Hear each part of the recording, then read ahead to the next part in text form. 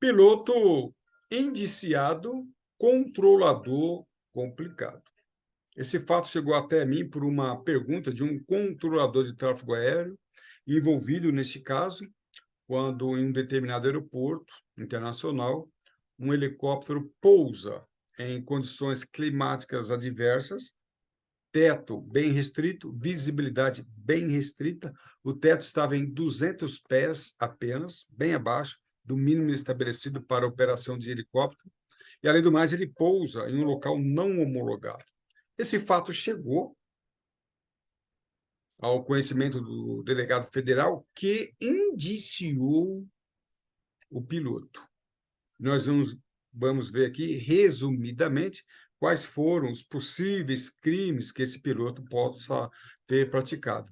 E aí, mais importante ainda, por que que o controlador de tráfego aéreo foi envolvido nesse assunto aqui? Ele foi envolvido de uma forma complicada. A coisa ficou feia para ele.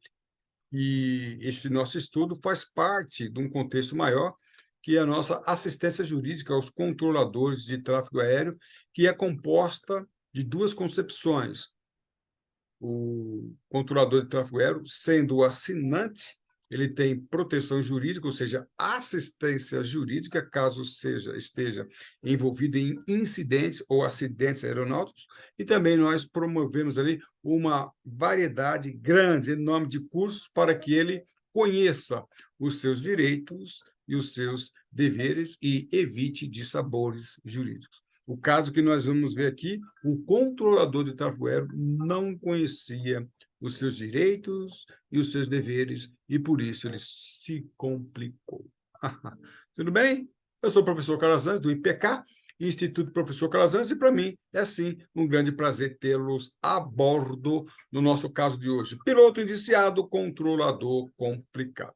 Em síntese, né, lembrando que aqui é uma palhinha, nos nossos cursos, nós trabalhamos com esse caso aqui de uma forma mais ampla e mais profunda. Mas o piloto cometeu infração de tráfego aéreo, várias, eu não vou citar todas aqui, mas vamos aqui resumir. Ele pousou em local sem autorização, ele pousou abaixo dos mínimos, um pouso sem autorização, ou seja, o controlador de tráfego aéreo, devido às condições atmosféricas degradantes, não autorizou o pouso. Mesmo assim, a aeronave partiu para o pouso. As condições climáticas abaixo dos mínimos. E ainda, além do mais, pousou em um local não homologado. E aí a pergunta é, lembrando que o delegado, a equipe ali da Polícia Federal, ficou sabendo desse fato, e nesse caso específico, o delegado até viu, estava no pátio do aeroporto e viu esse procedimento, foi aos olhos dele, foi um procedimento muito arriscado, a aeronave, né? Para quem estava ali nos arredores do aeroporto, escutou, né? As pessoas escutaram o helicóptero, mas não avistavam o helicóptero. E ficou claro que o helicóptero estava ali fazendo um pouso, infringindo algumas normas, algumas, né? Não vou citar todas aqui. E vamos ver onde é que o controlador entra nesse jogo aí, tá? E aí nós queremos saber, o delegado quer saber, se ele cometeu infração penal. Infração de tráfego aéreo, infração administrativa, não há dúvidas. Então, um indiciamento é para apurar o autor e o fato, o crime. Então, tem um fato, esse fato constitui um crime ou não? E quem foi o autor ou autores? Então, vamos ver se aquele pouso abaixo dos mínimos, sem autorização do controlador de tráfego aéreo, em pouso em local não homologado, se esse fato, com várias condutas, constitui também uma infração penal. Se for, será que nós poderíamos enquadrar no artigo 132 do Código Penal Brasileiro, expor a vida ou a saúde de outro a perigo direto ou iminente?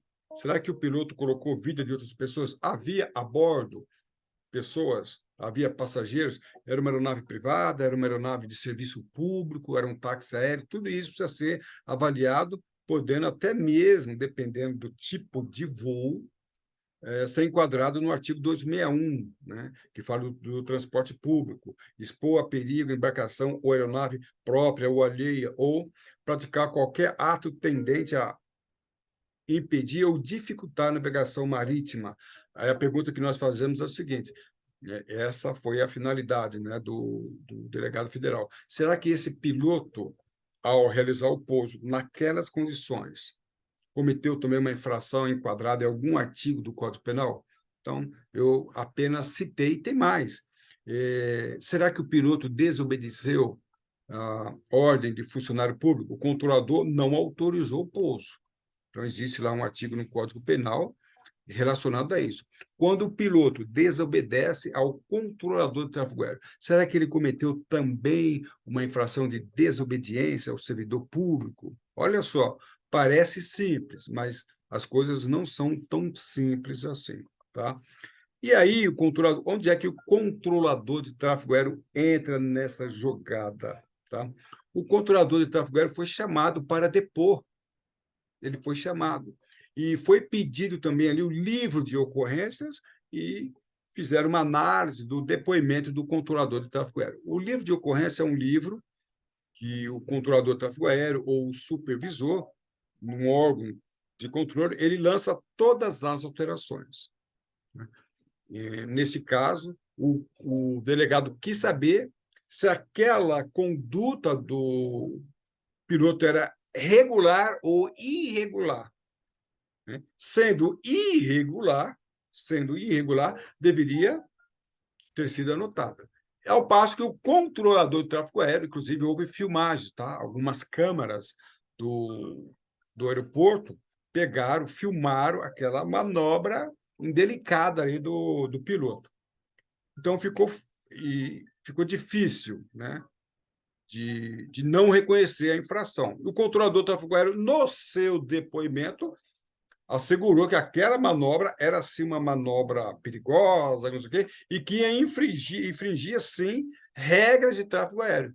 Ao passo que o delegado perguntou: então, por que que essa infração não foi registrada no livro de ocorrência? É aí que o controlador de tráfego aéreo começa a se pegar. E também, depois, né, não diretamente ao controlador, mas também envolvendo o controlador de tráfego aéreo, a pergunta foi feita: se ele cometeu uma infração de tráfego aéreo como controlador de tráfego aéreo esclareceu aqui, explicou com grande sabedoria, por que que não foi lavrado, né, o auto de infração? O controlador de tráfego aéreo veio aqui, perante as imagens, a gravação, houve também ali, ouviram a gravação, né, da conversa entre piloto e controlador de tráfego aéreo, e nessa conversa também ficou claro que houve uma infração. E a pergunta agora já é outra, então não há mais dúvida se houve infração de tráfego aéreo. A dúvida é se essa infração de tráfego aéreo também resulta em infração penal e por que que o controlador de tráfego aéreo não registrou e por que que as autoridades aeronáuticas não lavraram o auto de infração. Interessante ou não, né? Mas a pergunta é: houve prevaricação? Que pergunta interessante. A pergunta que não quer calar é o seguinte: o controlador de tráfego aéreo, quando ele se omitiu, ele também praticou um crime?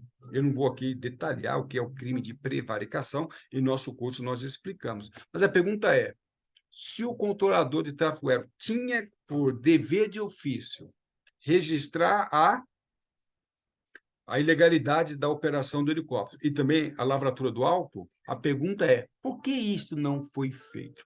Esta omissão também caracteriza uma infração penal dos controladores, do controlador, no caso, e das autoridades aeronáuticas? Quando essa pergunta é feita, tá? Queria saber o seguinte: olha o que diz o Código Brasileiro de Aeronáutica no artigo 291. Olha que coisa interessante que os controladores não sabem, poucos sabem. Quando a infração constitui um crime, a autoridade levará imediatamente o fato ao conhecimento da autoridade policial ou judicial competente. Olha só o que o controlador não sabe.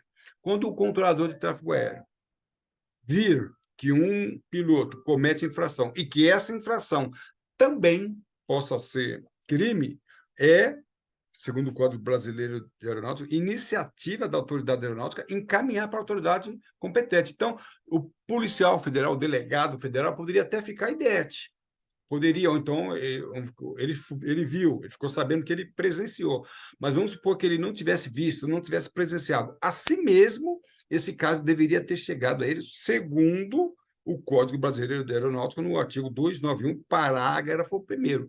Será que você, controlador, sabia disso? Você, autoridade aeronáutica, sabia disso?